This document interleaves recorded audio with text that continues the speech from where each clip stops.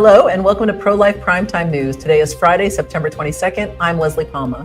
And I'm Teresa Watson. We're so happy to have you with us tonight. In our top story, we'll tell you about an effort in Congress to repeal a federal law that is being used to punish pro-lifers. And we'll report on 3 more pro-lifers who have been convicted of violating the FACE Act. Teresa and I will talk to Dr. Ingrid Skopp, a pro-life OBGYN who is working to battle the medical information being spread by the abortion cartel and the media regarding women's health in states where babies are protected from abortion. In political news in a nutshell, I'll report on what former President Donald Trump said about abortion laws in the interview on Meet the Press.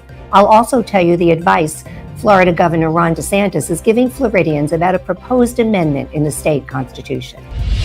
In Abortion in the News, I'll report on how abortion sellers and advocates treat their employees and why Planned Parenthood has cranked up its killing machine in Wisconsin again. In our closing segment, we'll talk to Sean Carney, president of 40 Days for Life, about the upcoming fall campaign. Stay tuned.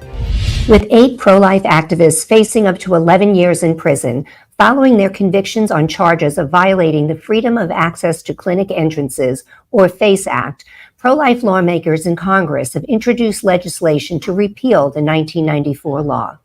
On Tuesday, Texas Congressman Chip Roy submitted the FACE Act Repeal Act of 2023 in the House, and Utah Senator Mike Lee was to follow suit in the Senate. The FACE Act was signed into law by President Bill Clinton during the height of the rescue movement, when pro-life activists would block the doors of abortion mills to prevent women from aborting their babies. Most rescuers were willing to be arrested and serve time in jail for their efforts to save the unborn. But the FACE Act's long prison sentences pretty much spelled the end of the rescue movement. If the repeal is successful, which is a long shot given the slight advantage the Democrats have in the Senate, it would not impact those already convicted of violations, including 8 people recently found guilty in U.S. District Court for D.C., stemming from a protest in October 2020 at the office of late-term abortionist Cesare Santangelo. 2 of the activists convicted in recent weeks are women in their 70s. Jean Marshall is 73. 74-year-old Joan Andrews Bell has served long prison sentences in the past, including a stretch in solitary confinement for her pro-life activism. The Department of Justice has brought FACE charges against other activists in Tennessee, Florida, and Michigan. A repeal of the act could impact those trials. Congressman Roy was angered last year when 24 heavily armed federal agents showed up at the rural Pennsylvania home of pro-lifer Mark Houck, hauling him away in front of his wife and terrified children. Houck was charged with FACE violations stemming from an incident outside a Planned Parenthood in Philadelphia, where a pro-abortion escort was harassing Houck's 11-year-old son. Houck was acquitted of all charges at a trial earlier this year. In a press release announcing his legislation to repeal FACE, Roy said, "Free Americans should never live in fear of their government targeting them because of their beliefs. Yet Biden's Department of Justice has brazenly weaponized the FACE Act against normal, everyday Americans across the political spectrum simply because they are pro-life." In his press release, Senator Lee said Joe Biden's Department of Justice has weaponized this constitutionally dubious law against pro-life sidewalk counselors while failing to protect pregnancy centers and churches from arson, vandalism, and violence. It's time to repeal the FACE Act once and for all. As soon as states began enacting laws to protect babies from abortion, the abortion lobby began warning that women would die if they were not able to terminate pregnancies for serious medical conditions. It's been 15 months since Roe v. Wade was overturned, and thank God, no women have died. But that doesn't stop the flow of misinformation. The truth is that every state with a protective law for the unborn allows exceptions for women with serious medical complications. But that truth is being overlooked or purposefully ignored by the abortion lobby and its media friends. We've invited Dr. Ingrid Skopp to join us tonight to counter some of this misinformation. She is a practicing OBGYN and Vice President and Director of Medical Affairs for the Charlotte Lozier Institute, a research organization dedicated to presenting the truth about abortion. Welcome to the show, Dr. Skopp. Thank you so much. I'm glad to be with you both. So, Dr. Skopp, you recently co-authored a paper for Charlotte Lozier that took a look at the laws in every state where abortion is restricted or banned. What did you find? We found that every state allows an exception if an abortion is needed in order to protect the life of the mother or to prevent a serious illness or serious injury to her from a complication of pregnancy. The laws are usually phrased in such a way that it allows a doctor to use his reasonable medical judgment. That is, we all understand that means we can practice according to the standard of care to determine when to intervene in a medical emergency. The laws are quite clear, but unfortunately, I think few physicians have read the laws, and that is part of the reason for the confusion. So, Dr. Scott, are you saying then that doctors are somewhat unsure about what they can and cannot do in terms of abortion, or is that really just more misinformation? Unfortunately, it is the case that doctors are confused, and I think we can see the rationale behind what the abortion industry is doing. They, 95+% of all abortions in our country are on healthy mothers and healthy babies, and of course, it is so difficult to justify ending a human life for social and financial reasons. Impossible, I would say.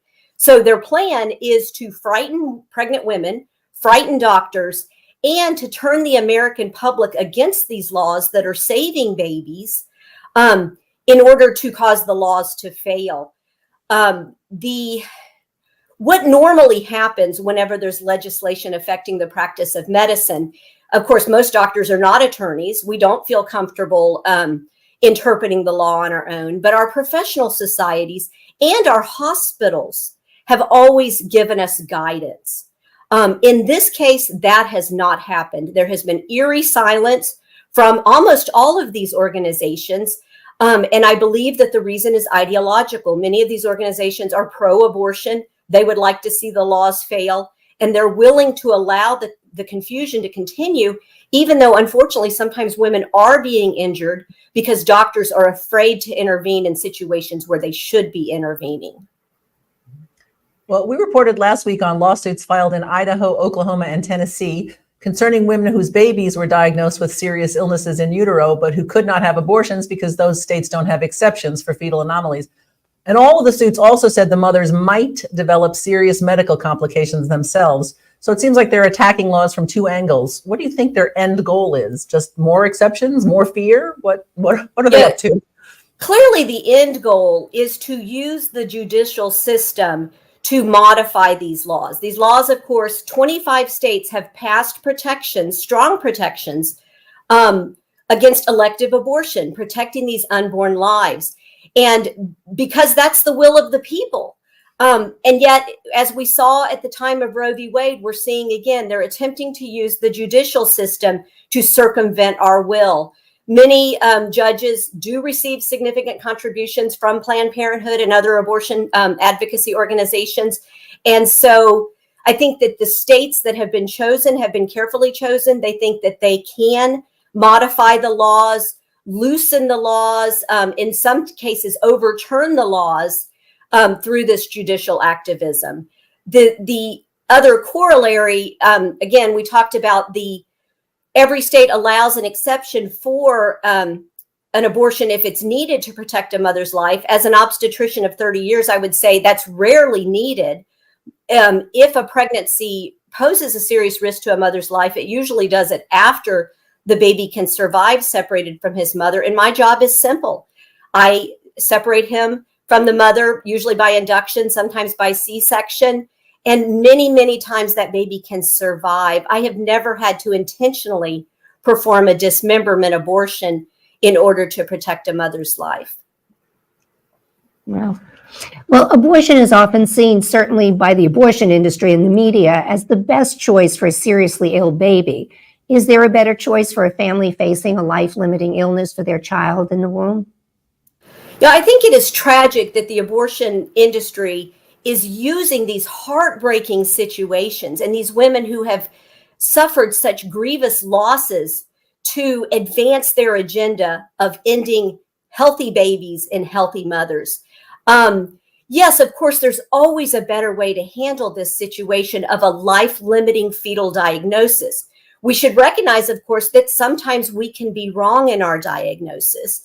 But of course, there are some children who have some problems that mean that they may not have a long life. But just as we would come alongside and care for a family member, say a grandparent who was diagnosed with a terminal cancer, our solution is never to end that person's life that moment. Our solution is to come alongside them, to provide them love, to provide them comfort if they're uncomfortable. And we can do the same thing for these children who have limited lives. Perinatal palliative care is a growing opportunity to meet with the family before birth, to discuss what sort of interventions they would like, to bring a chaplain alongside, to bring other family members alongside. And for the time that that child has to live on this earth, we can love them. We can just show them that we care. This is a much more life-affirming way to care for human beings than intentionally ending their life because they are less than perfect. That's very profound. So we have a dismal maternal mortality rate in this country, and I think that's something that you're looking into. Would more abortion do anything to improve that situation? Well, no, of course not. And I'll tell you several things. One is that the United States has some of the highest abortion rates in the developed world. We have the worst maternal mortality. Unfortunately, there's a subgroup of women within our country, Black women, who have 3 times the maternal mortality rate of white women. They also consistently have abortion rates 3 to 4 times that of white women. Abortion is not protecting women from maternal mortality. And for many reasons, I would argue that it is worsening the risk. Maternal mortality is very complicated. Obviously, we don't have time to get into the details, but I do want to say that most people, when they think of a maternal death, they think of a catastrophic event at the time of delivery. But the reality is maternal deaths are any time during pregnancy measured all the way to a year from the end of the pregnancy. In 2019, the last year that we have data on, our country documented about 750 maternal deaths, only 2 abortion-related deaths. So that shows you that the CDC does not try hard to detect deaths after abortion, particularly if they were related to a mental health cause, which many of them are. I think we can intuitively recognize if a woman has a coerced abortion and commits a suicide on perhaps the due date of the child that she wanted to bear, clearly that's related to the abortion. But we have no system in place to detect deaths like that. European countries with better quality data tell us that a woman is 6 times as likely to commit suicide in the year following an abortion than if she had carried her child to term.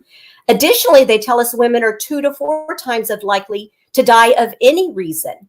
So the only reason that abortion advocates and the CDC say that abortion is safer than childbirth is they really do not detect hardly any of the deaths that are related to abortion. We do a lot of late abortions in this country. 10% are after the first trimester, 1% are after the baby can survive separated from his mother. And most of those are elective abortions as well. They're very dangerous. These dismemberment abortions, particularly if they're performed by a poorly trained or poorly qualified abortionist, can and do kill women. So there's a lot to dive into there. But let's just say that abortion is leading our country to have more single mothers. Fewer fathers are engaged when women do decide to carry a pregnancy to term. And we know that single motherhood is associated with poverty, which is associated with increased maternal mortality for many reasons. And so we really, if we're serious about maternal mortality, we need to look into some of those issues and try to impact them rather than simply scare women about pregnancy and tell them that in order to protect their lives, they need to abort their children. Well, Dr. Scott, is there anything that the average person can do to battle these lies that the abortion industry tell and the media tells every day about abortion and women's health? Well, the American public have been gaslit on the issue of abortion. I think that's clear. Not only the media are pro-abortion, but so are many of the mainstream medical organizations. ACOG, my professional organization, recently stated that abortion for any reason at any time of pregnancy is necessary medical health care. This is a lie, let me tell you. And it should be noted that 90% of obstetricians do not perform elective abortions. So I think the most important thing that your viewers can do is to educate themselves. Go to the Charlotte Lozier website. We've got quite a bit of deep dives on these issues. The American Association of Pro-Life Obstetricians and Gynecologists is another great place to get information. But we've got to educate ourselves. We've got to educate those around us about the many ways that abortion is hurting women in our country and really causing destruction in the fabric of our society. Well, Dr. Scott, you've given our viewers a lot to think about, and we really appreciate you taking the time to join us. And I hope you'll come back as these cases and the maternal mortality study progress. And thank you so much for everything you do for life. I appreciate it. It's great to be here. Good night, Dr. Scott. Good Thank night. you. All is not well in the abortion industry. In a long pro-union rant in the radically pro-abortion news outlet called Rewire News, freelance writer Garnett Henderson said abortion sellers and advocates are against allowing their employees to unionize. Planned Parenthood Federation of America announced significant layoffs this summer, and union busting is so common among its affiliates and has been a pattern for so long that it's difficult to believe it's not an institutional policy, no matter how much Planned Parenthood insists that affiliates make their own decisions, Henderson wrote. Advocacy organizations also treat their employees badly, according to Henderson. Allegations of a hostile work environment have long dogged the Guttmacher Institute, one of the most important research organizations in reproductive health, she wrote.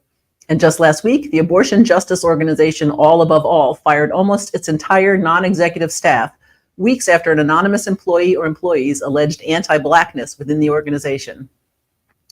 Planned Parenthood founder Margaret Sanger was well known as a racist and a eugenicist, but it took the organization until 2021 to distance itself from her. In an opinion piece in the New York Times, Planned Parenthood CEO Alex McGill Johnson wrote, "We will no longer make excuses or apologize for Margaret Sanger's actions, but we can't simply call her racist, scrub her from our history, and move on. We must examine how we have perpetuated her harms over the last century, as an organization, an institution, and as individuals." Henderson concluded her screed for Rewire News by saying that abortion workers need unions to have their humanity and dignity recognized. In pro-life, we say it's the babies in the womb who need that recognition. Fallout continues in Indiana over an abortion performed last year in the state for a 10-year-old rape victim from Ohio. Indiana Attorney General Todd Rokita filed a lawsuit against Indiana University Health, alleging that the health system violated numerous laws by supporting abortionist Caitlin Bernard, accusing it of failing to prevent HIPAA violations and of being deceptive to consumers. But Rokita has troubles of his own. A complaint filed Monday with the Indiana Supreme Court's Disciplinary Commission said he violated professional conduct and confidentiality rules in statements he made about Bernard. The story of the 10-year-old's abortion became national news after Ohio enacted a heartbeat law, and the girl's pregnancy was too far advanced for an abortion in her home state. She traveled to Indiana, where Bernard gave the girl chemical abortion pills, then spoke to the press about it. In Rokita's response to the complaint against him, he said confidentiality should not have been required since Bernard spoke publicly first. In May, Bernard was reprimanded by Indiana's Medical Licensing Board and fined $3,000. The rapist, 28-year-old Gerson Fuentes, was sentenced in July to life in prison. Too impatient to wait for a court ruling on the constitutionality of a law written in 1849 to protect babies from abortion in Wisconsin, the nation's #1 abortion seller has resumed killing babies in Madison and Milwaukee. Chemical and surgical abortions resumed Monday. Planned Parenthood, again aborting babies up to 22 weeks, is reportedly confident that a case in Wisconsin Supreme Court will be decided in their favor. Planned Parenthood in Wisconsin killed 4,000 preborn children in the first 6 months of 2022. Charges have been dismissed in the case of a Michigan abortionist who ran down a pro-life activist outside a Saginaw killing center. Here's a report from an ABC affiliate in Flint, Michigan. In the felonious assault case of a Saginaw Township doctor accused of running over an abortion opponent has been dismissed. The preliminary hearing for Theodore Rumel ended with Judge Ilion Fitchner dismissing the case against the doctor. She heard testimony from Mark Zimmerman, the man who says Rumel drove over him in the driveway of a Saginaw Township clinic. Zimmerman's leg was broken in the June 23rd incident. Surveillance video showed Zimmerman standing in front of Rumel's car as the doctor was driving into the clinic. Matt Norwood, the doctor's attorney, claims Zimmerman was actually breaking the law by blocking access to the clinic. Again, the judge dismissed that case. We will have more from the courtroom and reaction to the ruling today on First at 4. Also in Michigan, trouble is afoot in Governor Gretchen Whitmer's plan to make her state as dangerous for the unborn as California and New York. State Representative Karen Whitsitt has said she will not support legislation that allows for Medicaid funding of abortion, She opposes repealing the state's 24-hour waiting period, and she wants current regulations treating some abortion facilities as surgical outpatient clinics to remain in place. I will not vote and fund Medicaid abortions. That's not going to happen, Whitsitt said. Of the state's 24-hour waiting period, she said, I do not think it is too much to ask when someone's terminating a life, a 24-hour pause to be able to say for sure this is the decision you want to make. 24 hours is not too much. Without Whitsitt's votes, Whitmer's abortion goals will fail.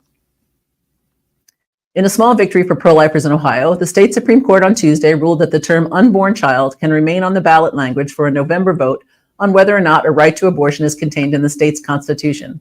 Pro-aborts wanted the word fetus instead, hoping voters might not notice they were deciding the fate of human beings in the womb.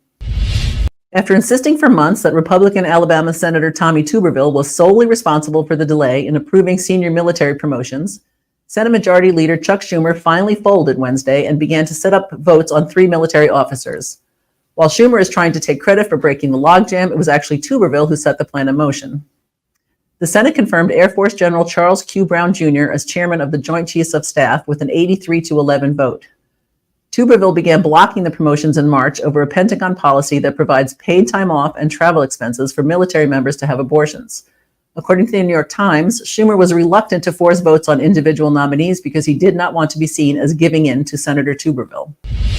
And finally, an extreme abortion advocacy group that has changed its name several times in the last 50 years has done it again. NARAL Pro-Choice America is now Reproductive Freedom for All. President Minnie Timaraju said the new name is, quote, a demand, a call to action, and a vision of the future we're fighting for. The organization was founded in 1969 as the National Association for the Repeal of Abortion Laws and became the National Abortion Rights Action League after the Roe v. Wade decision in 1973. It has been NARAL Pro-Choice America since 2003. And that's Abortion in the News. A flurry of reaction took place in the pro-life movement about comments that President Trump made in a Meet the Press interview on Sunday. President Trump's opinion is that the nation is not ready yet for a heartbeat bill, but that the movement can hammer out the proper number of weeks for a federal law that protects the unborn. The president expressed his commitment to hammer out such a limit. Priests for Life National Director Frank Pavone pointed out that pro-life leaders themselves are divided on what specific legislation should be proposed on a national level. He said that President Trump's remarks do not indicate any change in his pro-life commitment, but rather an awareness that in the 2024 election, pro-life candidates have to win over voters in all 50 states, not just the pro-life ones. You can see more of our national director's analysis of these remarks on endabortion.tv. Trump is expected to skip the September 27th Republican debate in California, the second primary debate and the second one he will miss. Instead, he will visit Detroit to deliver a speech to disgruntled union auto workers, a key voting bloc in Michigan and a pivotal battleground state. Courting evangelical voters in early nominating states, Florida Governor Ron DeSantis is looking to become politically reborn, turning his struggling Republican presidential bid fully towards faith-based conservatives. DeSantis has unveiled endorsements from dozens of pastors and religious activists and spent last weekend campaigning at several Iowa conservative events, including the state's major Faith and Freedom Coalition's fall banquet. Leaning into his record in Florida, DeSantis touted having signed a ban on most abortions after 6 weeks, a measure whose fate will soon decide by the state Supreme Court, where 5 of the 7 justices are appointees of the governor. Pennsylvania Governor Josh Shapiro announced Tuesday that his state has now become the latest to enact automatic voter registration, saying that no matter who you choose to vote for or what your views are, I hope you'll make your voice heard. The Democrat, in a video posted on X on National Voter Registration Day, said the move is a key step in making our elections more secure and will add important levels of verification to the voter registration process. Shapiro said, from now on, when you get or renew your driver's license or an ID card at the DMV, you'll be registered to vote unless you choose not to. And by expanding voter registration at our DMVs, we'll save taxpayers time and money, reduce the number of costly paper registrations, and streamline voter registration for Pennsylvanians, he added. Pennsylvania is now the 24th state in the U.S., along with the District of Columbia, to enact automatic voter registration, according to the National Conference of State Legislatures.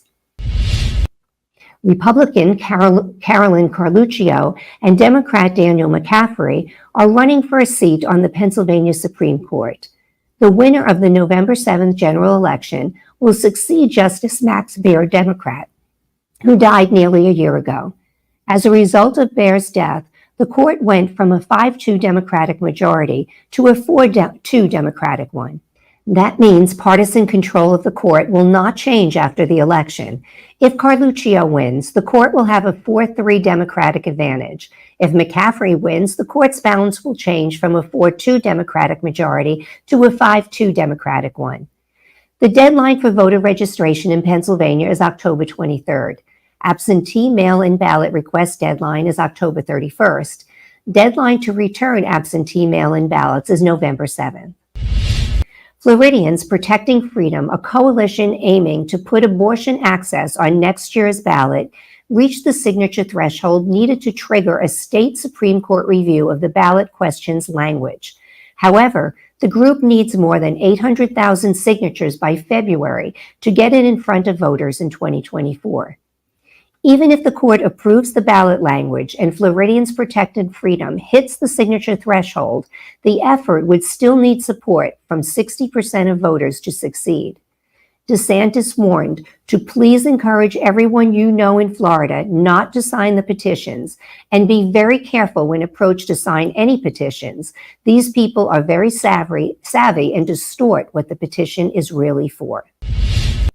Pro-abortion advocates are trying to put the question of abortion access on the 2024 ballot in the battleground state of Nevada. On Thursday, a coalition including Planned Parenthood, NARAL Pro-Choice Nevada, and the American Civil Liberties Union of Nevada filed a petition with the Secretary of State's office to secure a ballot question about enshrining abortion protections in the state constitution. A copy of the proposed amendment was first shared with NBC News. The groups need to collect 103,000 signatures from registered voters by June 26th to get their proposal on the November 2024 ballot. If it passes with a simple majority, it will appear again on the 2026 ballot because a second passage is required to change the Constitution. To stay in the loop on everything about the November elections and to sign up for our election trainings, go to prolifevolunteer.com. And that's political news in a nutshell. 40 Days for Life is an internationally coordinated 40-day campaign that aims to end abortion locally through prayer and fasting, community outreach, and peaceful all-day vigils in front of abortion businesses. Its fall campaign kicks off September 27th. Since the first coordinated 40 Days for Life campaign took place in 2007, organizers have reached more than 1,000 cities in 63 countries. We've invited the CEO of 40 Days for Life, Sean Carney, to join us tonight and tell us about this amazing campaign that's saving babies around the world. Welcome to the show, Sean. Thanks for having me. It's good to be back. So, Sean, tell us how 40 Days for Life got started. Well, I think it wasn't it was kind of an unorthodox beginning. It started really out of frustration. I was a college student at the time at Texas A&M. I volunteered for a local organization called the Coalition for Life. I was a sidewalk counselor, and I would go out and pray. And my wife and I started working at the local Coalition for Life, led by our friend David B. Wright. And we just saw our abortion numbers going up. And so we spent an hour in prayer asking God what we could do. We weren't getting more volunteers. People were burned out. They had built this huge Planned Parenthood in College Station. And we just thought, everybody just thought this is the way it is. And if abortion can survive here, it can survive anywhere. College Station's very conservative. It's a former military school. They have one of the largest ROTC programs in the country. It's the number one recruitment for the FBI and the CIA. It's very patriotic. It's pro-military. And we're like, this abortion clinic is going gangbusters. And so we just spent an hour in prayer, and 40 days came out of that. And we thought, what if we did a nonstop 24-hour peaceful vigil for 40 straight days outside of that local abortion facility. And we did that, and it dropped local abortion numbers by 28%. We had the Knights of Columbus take the night shift from 11 o'clock at night to 7 o'clock in the morning. And when it was over, we didn't expect anybody else would want to do it. But over the next 2 years, people really asked us how they could do it. I helped Green Bay, Wisconsin do a 40 Days for Life campaign. We had a group in Seattle do a 40 Days for Life campaign. So in the fall of 2007, we launched it as a national coordinated effort. And by the way, Priest for Life was the first, Father Pavone was the first person to endorse it. And back in 2007, and that went a very, very long way, because it was in many ways an experiment and a risk. And praise God, it has grown to now be in 1,600 cities. Wow. So I saw on the 40 Days for Life website the amazing statistics of what the campaign has achieved over the years. Will you please share those numbers with our viewers? Yeah, I mentioned the 1,600 cities. We're in 64 different countries around the world. We continue to add countries as they look to the U.S. because, as you all know, we have a robust pro-life movement here in the United States, despite spreading abortion to many of these countries. We've had 23,525 babies saved from abortion, 251 abortion workers who have had a change of heart and left their job, including Abby Johnson, who many people are familiar with because of her book Unplanned, and her movie Unplanned tells the story of when she walked right into my office in 2009. She was our local Planned Parenthood director. She had a conversion.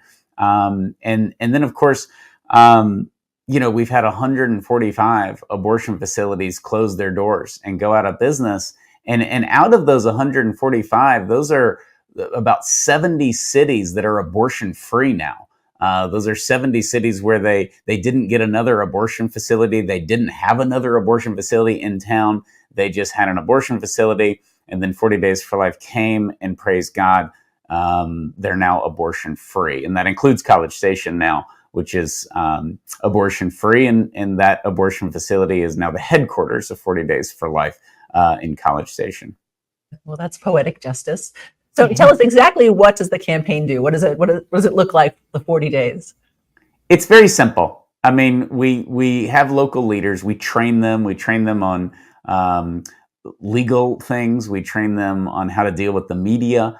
And then they recruit. We train them how to recruit people from the churches, how not to dump this on pastors. That's really something that we emphasize.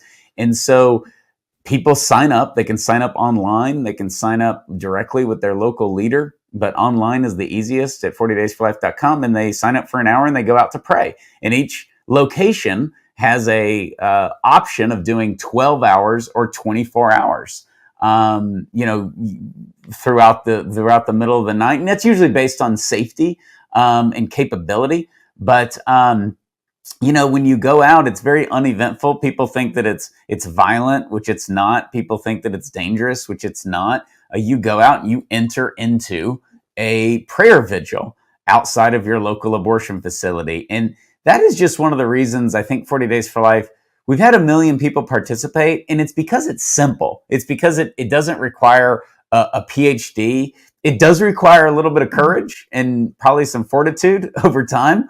But it's for your benefit. It truly is putting the contemplative before the active, which as Catholics is so important, as we've seen time and time again. And the prayer is what sustains you. We encourage people to do some kind of fast. And we've had people do all sorts of fast.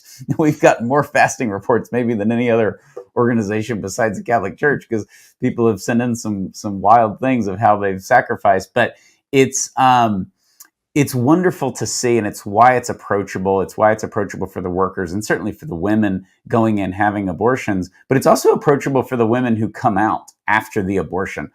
They're the most open to us if they go through the abortion, honestly, because they know, number one, their fear of basically knowing in their mind we were judging them, that's gone, because now we know they've had an abortion and we're still offering help.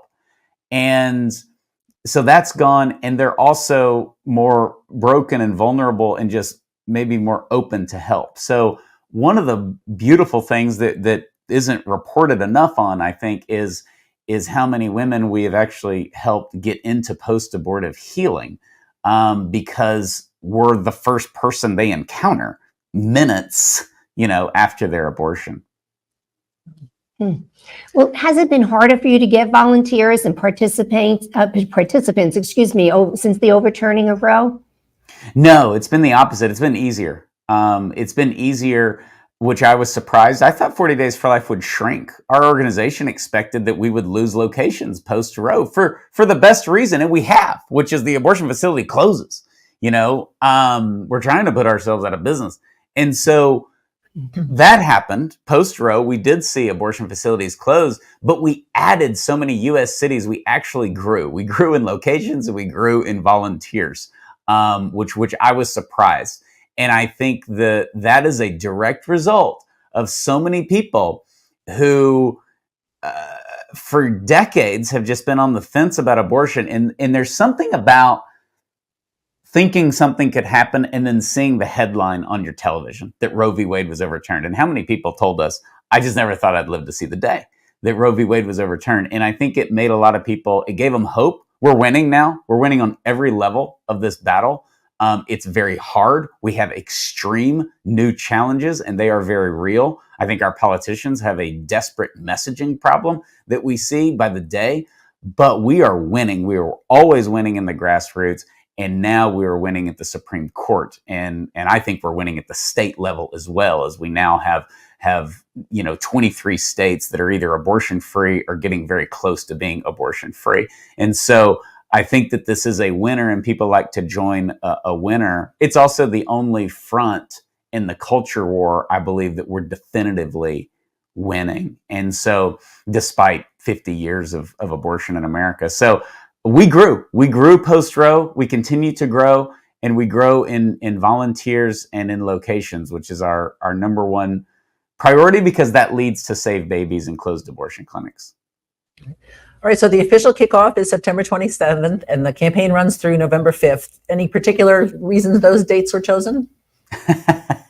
We've gotten this question from the beginning. At first, people said we did 40 Days for Life in the fall because of elections, but that's not true. The first campaign was 2007, which there was no election that year. It is strictly due to weather. That is our profound reason. And so we're waiting for it to get a little cooler in the south, and we don't want it to be too cold up north. So that is why the 40 Days for Life campaign, it always starts the last Wednesday of September. There's no exciting answer to that question. It's weather, and every 40 Days for Life leader is a local weather expert. I'm also a weather expert and a weather guru, because we have people standing outside across our country. But in Lent, it does coordinate with Lent. It does coordinate with Lent, and it goes from Ash Wednesday to Palm Sunday. All right. Those are great reasons. Thank you. So how can our viewers get involved, and what can we do to get the word out? Absolutely. Well, go to 40daysforlife.com and find your location. Chances are you have a location close to you. There are still some abortion facilities lingering in many of these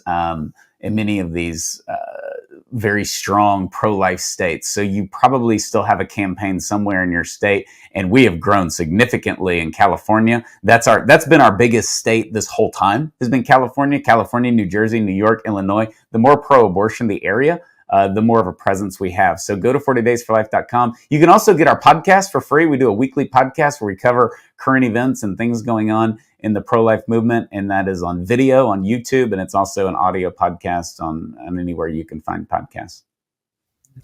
Well, thank you so much, Sean, for joining us tonight, and for all you and your team do to continue saving lives. Okay. Thank you. I'll keep up the great work. Thank you, Sean. Good night. Good night. Thank you so much for joining us on Pro-Life Primetime News, produced at Priest for Life headquarters in Titusville, Florida. If you like our show, please support us by making a donation to prolifegift.org. These donations help fund all of our work here at Priest for Life, which enables us to continue educating, equipping, and activating God's people to end abortion. For all your pro-life news updates during the week, please follow us on Twitter at Pro-Life News Show. I'm Teresa Watson, Executive Manager. I'm Leslie Palma, Communications Director. Remember, life is the only choice.